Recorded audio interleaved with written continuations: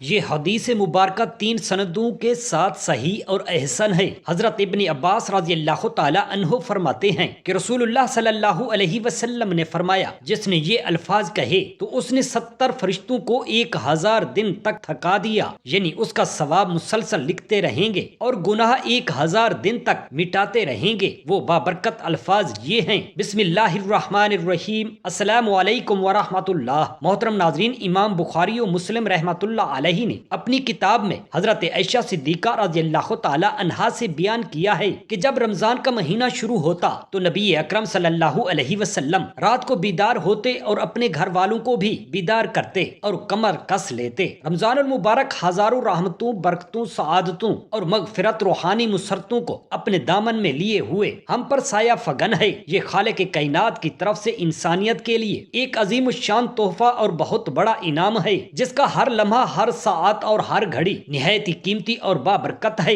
اسی رمضان الکریم کی مبارک راتوں میں ایک مبارک اور قدر و منزلت والی ایک ایسی رات ہے جس میں عبادت کرنا 1000 مہینے کی عبادت سے افضل ہے، جسے اللہ تعالیٰ نے قرآن پاک میں لیلۃ القدر کے نام سے موسوم کیا ہے۔ یہ اس ماہ مقدس کے آخری عشرے کی تاک راتوں میں ایک ہے۔ ارشاد ربانی ہے: بے شک ہم نے اس قرآن کو لیلۃ القدر میں نازل کرنا شروع کیا، اور تمہیں کیا معلوم کہ لیلۃ القدر کیا ہے؟ لیلۃ القدر 1000 مہینوں سے بہتر ہے۔ اس میں روح الامین اور فرشتے ہر کام کے انتظام کے لیے اپنے پروردگار کے حکم سے اترتے ہیں۔ یہ رات طلوع صبح تک ایمان سلامتی ہے۔ باری تعالیٰ نے اس سورہ مبارکہ میں لیلۃ القدر، شب قدر، عظمت کی 4 بنیادی خصوصیات بیان کی ہیں۔ پہلی، نزول قرآن، دوسری، نزول ملائکہ، تیسری، 1000 مہینوں سے افضل رات، چوتھی، پوری شب سلامتی اور رحمت واضح رہے۔ یہ شب مبارک اس قدر اہمیت و فضیلت والی ہے کہ اس کی ایک رات کی اخلاص کے ساتھ عبادت اہل ایمان کے لیے 83 برس 4 ماہ کی عبادتوں سے بھی افضل ہے۔ یہ تو صرف کم از کم حد بیان ہوئی ہے، ہزاروں مہینوں سے کس قدر افضل ہے اس کی مقدار اللہ تبارک و تعالی ہی بہتر جانتے ہیں۔ لیلۃ القدر عربی زبان کے لفظ ہیں۔ لیل کے معنی رات اور قدر کے معنی بزرگی اور بڑائی کے ہیں۔ لیلۃ القدر، شب قدر، یعنی بڑائی اور بزرگی والی رات۔ امام ظاہری رحمۃ اللہ علیہ فرماتے ہیں قدر کے معنی مرتبے کے ہیں، چونکہ یہ رات باقی راتوں کے مقابلے میں شرف و مرتبے کے لحاظ سے بہت بلند ہے، اسی لیے اسے لیلۃ القدر کہتے ہیں۔ اس رات کو شب قدر کے نام سے تعبیر کرنے کی وجہ یہ بھی بیان کی جاتی ہے کہ اس رات میں اللہ تعالیٰ نے اپنے نہایت قابل قدر کتاب قرآن مجید قابل قدر امت کے لیے صاحب قدر رسول اللہ صلی اللہ علیہ وآلہ وسلم کی معرفت نازل فرمائی۔ یہی وجہ ہے کہ سورۃ لیلۃ القدر میں لفظ قدر 3 مرتبہ آیا ہے۔ شب قدر کیوں عطا ہوئی؟ شب قدر کے حصول کا سب سے اہم سبب رحمت للعالمین، خاتم النبیین، سید المرسلین حضرت محمد مصطفیٰ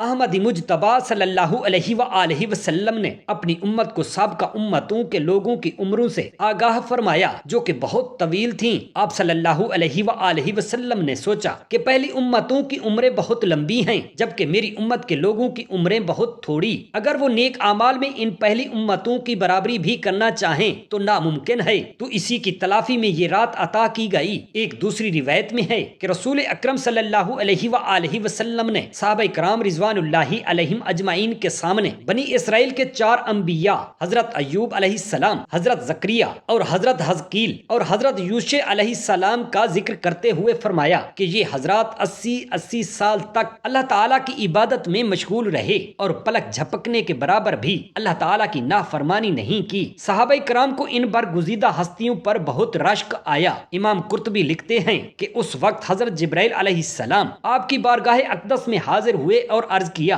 اے نبی محترم صلی اللہ علیہ وآلہ وسلم، آپ کی امت کے لوگ ان سابقہ لوگوں کی 80 سالہ عبادت پر رشک کر رہے ہیں، تو آپ کے رب نے آپ کو اس سے بہتر عطا فرما دیا ہے۔ اور پھر سورہ لیلۃ القدر تلاوت کی۔ اس پر نبی کریم صلی اللہ علیہ وآلہ وسلم کا چہرہ اقدس فرط مسرت سے چمک اٹھا، یوں اللہ تعالیٰ نے اپنے پیارے حبیب مکرم صلی اللہ علیہ وآلہ وسلم کے طفیل امت محمدی پر کرم فرما کر امت کو لیلۃ القدر جیسا تحفہ عنایت فرمایا، اور اس میں عبادت کو 80 نہیں 83 سال 4 ماہ سے بڑھ کر قرار دیا۔ بے شک اللہ تعالیٰ کی رحمت بہت وسیع اور بے حساب ہے۔ احادیث نبوی میں لیلۃ القدر کو رمضان المبارک کے آخری عشرے کی تاک راتوں میں تلاش کرنے کا حکم آیا ہے۔ البتہ 27ویں شب قدر ہونے کا زیادہ احتمال ہے۔ جمہور علماء کا یہی قول ہے۔ صحیح بخاری میں ام المؤمنین حضرت عائشہ صدیقہ رضی اللہ تعالی عنہا سے روایت ہے کہ نبی کریم صلی اللہ علیہ وآلہ وسلم نے ارشاد فرمایا لیلۃ القدر کو رمضان کے آخری عشرے میں تلاش کرو، جبکہ صحیح مسلم میں حضرت عبداللہ بن عمر رضی اللہ تعالی عنہما کی روایت میں ہے کہ رسول اللہ صلی اللہ علیہ وآلہ وسلم نے ارشاد فرمایا لیلۃ القدر کو رمضان المبارک کے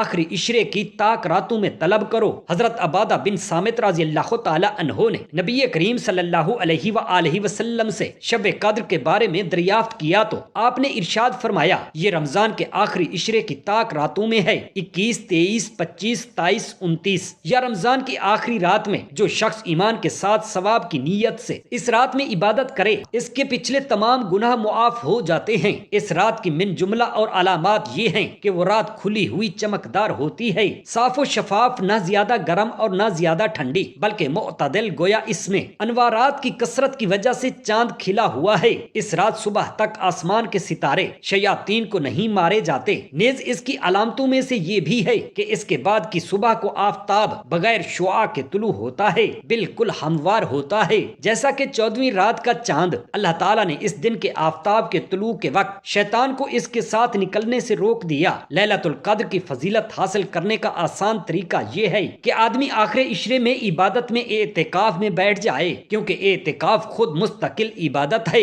اس طرح آخری عشرے کا کوئی بھی لمحہ عبادت کے بغیر نہیں گزرے گا اور انشاءاللہ تعالی لیلۃ القدر کی فضیلت یقینی طور پر میسر آ جائے گی۔ شب قدر جہاں انتہائی قدر و منزلت، رحمتوں، برکتوں، بخشش و مغفرت اور اللہ سبحانہ و تعالی کے بے پناہ فضل و کرم اور انعامات کی رات ہے، وہیں اس مبارک شب میں بے شمار افراد اللہ کے فضل و کرم اور اس کی بخشش و مغفرت سے محروم رہتے ہیں اور ان پر اللہ تبارک و تعالی کی نظر عنایت نہیں ہوتی۔ احادیث مبارکہ کے مطابق کبیرہ گناہوں میں ملوث مبتلا افراد جیسے مشرک، عادی شرابی، ماں باپ کا نافرمان، کینہ پرور، رشتہ داروں اور اپنے مسلمان بھائیوں سے بغض و عداوت رکھنے والا اور ناحق قطع تعلق رکھنے والا، یہ کہ وہ توبہ نصوح یعنی سچی توبہ کر لیں اور آئندہ گناہ نہ کرنے کا پکا عہد اور کوشش کریں۔ جب لیلۃ القدر ہوتی ہے تو جبرائیل ملائکہ کے جھرمٹ میں اترتے ہیں اور ہر بندے کے لیے دعا کرتے ہیں۔ حضرت عبداللہ ابن عمر رضی اللہ تعالی عنہم بیان کرتے ہیں کہ رسول اللہ صلی اللہ علیہ وآلہ وسلم سے لیلۃ القدر کے بارے میں پوچھا گیا تو آپ صلی اللہ علیہ وسلم نے فرمایا کہ وہ رمضان میں ہوتی ہے جس رات میں قرآن پاک نازل کیا گیا تھا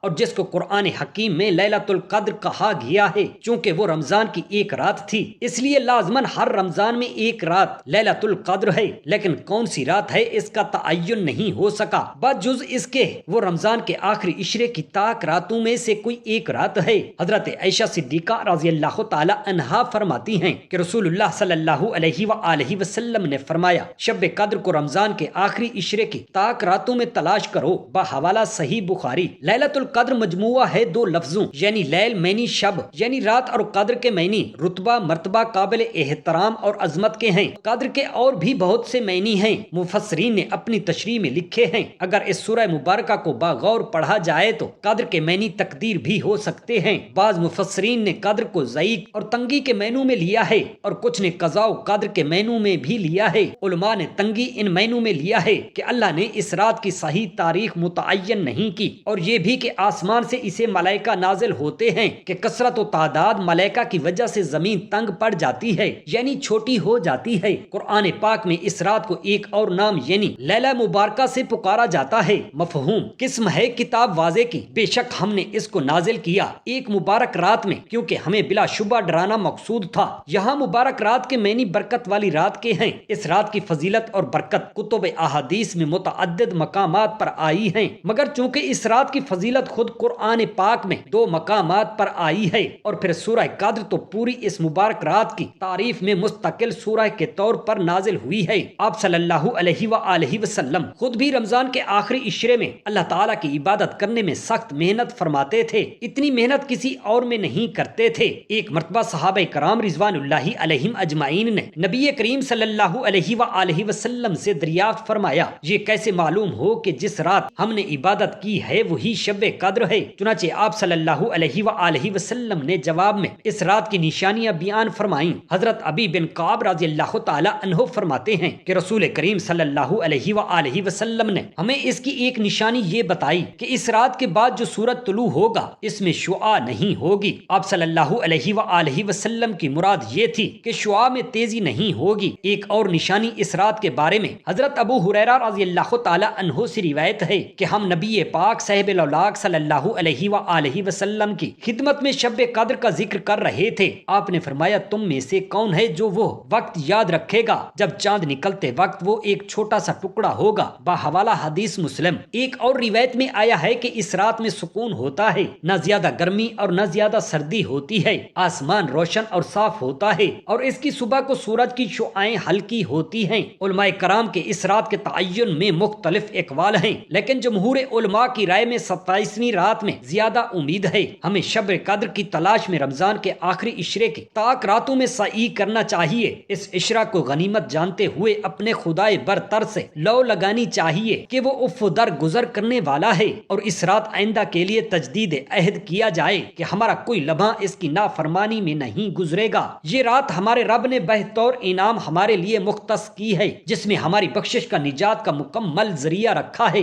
حضرت انس رضی اللہ تعالی عنہ روایت کرتے ہیں کہ جب لیلۃ القدر ہوتی ہے تو حضرت جبرائیل علیہ السلام ملائکہ کے جھرمٹ میں اترتے ہیں اور ہر اس بندے کے لیے دعا کرتے ہیں جو اس وقت کھڑا ہوا یا بیٹھا ہوا اللہ کا ذکر کر رہا ہو۔ ظاہر ہے کہ جب ملائکہ گنہگار بندوں کے لیے دعا کر رہے ہوں گے تو یقیناً اس کی رحمت کا سمندر موج زن ہوگا جو انشاءاللہ ہماری مغفرت کا باعث ہوگا۔ کیا لیلۃ القدر کا آنکھوں سے مشاہدہ ممکن ہے؟ کچھ لوگوں کا کہنا ہے کہ اگر انسان کو لیلۃ القدر نظر آ جائے تو وہ آسمان میں نور یا ایسی ہی کوئی چیز دیکھتا ہے۔ تو رسول اللہ صلی اللہ علیہ وآلہ وسلم اور صحابہ کرام نے لیلۃ القدر کو کیسے دیکھا تھا، اور یہ کیسے معلوم ہوگا کہ لیلۃ القدر دیکھ لی ہے؟ اور اگر کوئی شخص لیلۃ القدر تو نہ دیکھے لیکن عبادت کے لیے خوب محنت کرے تو کیا پھر بھی اسے اپنی محنت کا ثواب ملے گا؟ جسے اللہ تعالیٰ چاہے وہ اپنی آنکھوں سے لیلۃ القدر دیکھ سکتا ہے، چنانچہ اس کے لیے اسے لیلۃ القدر کی نشانیاں نظر آتی ہیں۔ صحابہ کرام رضی اللہ تعالی عنہم لیلۃ القدر کی نشانیوں سے ہی اس رات کو پہچانتے تھے۔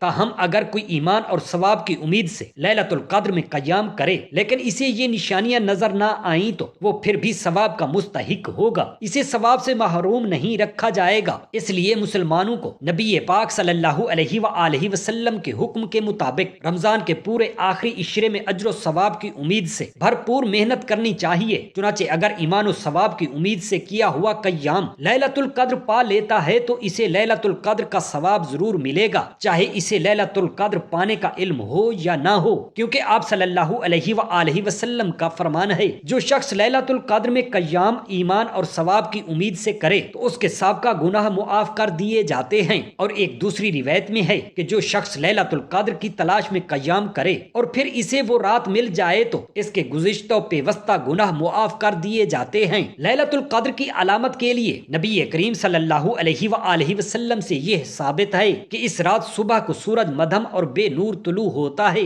حضرت ابی بن کعب رضی اللہ تعالی عنہ حلفاً کہا کرتے تھے کہ یہ 27ویں رات ہے، اور وہ اسی علامت کو دلیل بناتے تھے۔ اگرچہ راجح یہی ہے کہ یہ رات پورے عشرے میں منتقل ہوتی رہتی ہے اور پورے عشرے میں سے تاک راتوں میں زیادہ امکان ہوتا ہے، لہذا اگر کوئی شخص پورا عشرہ ہی نماز، تلاوت قرآن، دعا اور دیگر نیکیاں سر انجام دیتا ہے تو یقینی طور پر اسے لیلۃ القدر مل جاتی ہے اور اللہ تعالیٰ کے کیے ہوئے وعدے کو پا لیتا ہے۔ یہ حدیث مبارکہ 3 سندوں کے ساتھ صحیح اور احسن ہے۔ حضرت ابن عباس رضی اللہ تعالی عنہ فرماتے ہیں کہ رسول اللہ صلی اللہ علیہ وآلہ وسلم نے فرمایا، جس نے یہ الفاظ کہے جزا اللہ ان محمدن بما ہوا اہلہ، تو اس نے 70 فرشتوں کو 1000 دن تک تھکا دیا، یعنی اس کا ثواب مسلسل رکھتے رہیں گے۔ حضرت عبداللہ ابن عباس رضی اللہ تعالی عنہ سے روایت ہے کہ بنو خصم کی ایک عورت رسول اللہ صلی اللہ علیہ وآلہ وسلم کی خدمت میں حاضر ہوئی اور عرض کیا، میں غیر شادی شدہ عورت ہوں اور شادی کرنا چاہتی ہوں، شوہر کے کیا حقوق ہیں؟ رسول کریم صلی اللہ علیہ وسلم نے فرمایا، بیوی پر شوہر کا یہ حق ہے کہ جب اس کا ارادہ کرے، اگر اس کے ارادے کے وقت وہ اونٹ کی پیٹھ پر ہو تب بھی اسے نہ روکے۔ بیوی پر یہ بھی حق ہے کہ شوہر کی اجازت کے بغیر نفلی روزے نہ رکھے، اگر اس نے ایسا کیا تو وہ بھوکی پیاسی رہی اور اس کا روزہ مقبول نہ ہوگا، اور اگر شوہر کی اجازت کے بغیر گھر سے نکلی تو اس پر فرشتے لعنت کرتے رہتے ہیں جب تک کہ وہ واپس نہ آ جائے یا توبہ نہ کر لے۔ رسول اللہ صلی اللہ علیہ وآلہ وسلم کا فرمان ہے کہ اگر میں کسی کو کسی کے لیے سجدہ کرنے کا حکم کرتا تو عورت کو حکم دیتا کہ وہ اپنے شوہر کو سجدہ کرے، کیونکہ بیوی پر شوہر کے بہت حقوق ہیں۔ رسول اللہ صلی اللہ علیہ وسلم نے فرمایا کہ جب عورت 5 نمازیں پڑھے، رمضان المبارک کے روزے رکھے، اپنی عزت کی حفاظت کرے اور اپنے خاوند کی اطاعت کرے تو وہ اپنے پروردگار کی جنت میں داخل ہوگی۔ ماں باپ پر حق ہے کہ وہ لڑکی کی اچھی تربیت کریں اور اسے ایسی تعلیم سے نوازیں کہ جس سے وہ اچھی طرح رہنا سہنا اور شوہر سے اچھے سلوک کے آداب جان جائے۔ ایک روایت میں آتا ہے کہ حضرت اسماء بنت خارجہ فزاری رضی اللہ تعالی عنہا نے اپنی بیٹی کی شادی پر اس سے فرمایا کہ اب تم اس گھر سے رخصت ہو رہی ہو جو تمہارا نشیمن تھا، اس سے نکل کر تم ایسے بستر پر جا رہی ہو جس سے تم نے کبھی چاہت نہیں کی۔ تم اس کی زمین بن جاؤ، وہ تمہارا آسمان بن جائے گا۔ تم اس کا بچھونا بن جاؤ، وہ تمہاری عمارت بن جائے گا۔ تم اس کی خدمت گار بنو تو وہ تمہارا خادم بنے گا۔ اس سے کنارہ کشی نہ کرنا ورنہ وہ تم سے دور ہو جائے گا، اور اس سے دوری اختیار نہ کرنا ورنہ وہ تمہیں بھلا دے گا۔ اگر وہ تیری قربت کا خواہ ہو تو اس کے نزدیک ہو جانا، اگر وہ تجھ سے دوری کا خواہ ہو تو بھی اس سے دور ہو جانا۔ تم اپنی ناک، کان اور آنکھ کی حفاظت کرنا تاکہ وہ تم سے اچھی خوشبو کے علاوہ مزید کچھ نہ سونگھے اور تم سے اچھی بات کے علاوہ اور کچھ نہ سنے، اور ہمیشہ تمہیں اچھا ہی دیکھے۔ نکاح ایک طرح کی اطاعت ہے، اس لیے بیوی شوہر کی اطاعت گزار ہے، اور اس کے لیے لازم ہے کہ اس سے جو کچھ شوہر طلب کرے وہ اس کی فرما برداری کرے، لیکن شرط یہ ہے کہ وہ اسے اللہ رب العزت کی نافرمانی کا حکم نہ دے۔ بیوی پر شوہر کے حقوق کے بارے میں متعدد احادیث مبارکہ وارد ہوئی ہیں، چنانچہ رسول اللہ صلی اللہ علیہ وسلم کا فرمان ہے کہ جس عورت کا اس حال میں انتقال ہوا کہ اس کا شوہر اس سے خوش ہو تو وہ جنت میں جائے گی۔ اللہ تعالی ہم تمام مسلمان بہن بھائیوں کو برے کاموں سے بچائے، نیک کام کرنے کی توفیق عطا فرمائے، آمین یا رب العالمین۔ جزاک اللہ خیرا کثیرا۔